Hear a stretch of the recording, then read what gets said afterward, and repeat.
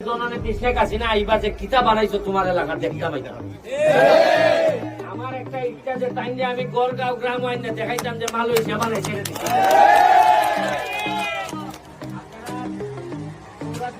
রাস্তার প্রপোজাল গেছে, এটা তো খালি মেইন রাস্তা।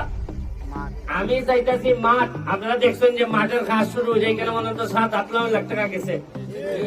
এরপরে আপনার কষ্ট করে এটা ইলাই ঠেলে ইলাই আইনগা এই কষ্ট মষ্ট করে তাও মাঠ বানাইতেছি।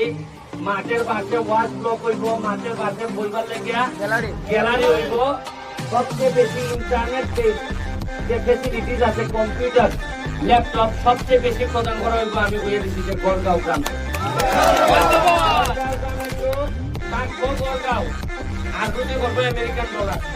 এখান থেকে আউটসোর্সিং এর মাধ্যমে কোন যেটা আছে আমাদের ফ্রিল্যান্সিং এর মাধ্যমে গড়গাঁও লোকগুলারে আমি আরো সামনে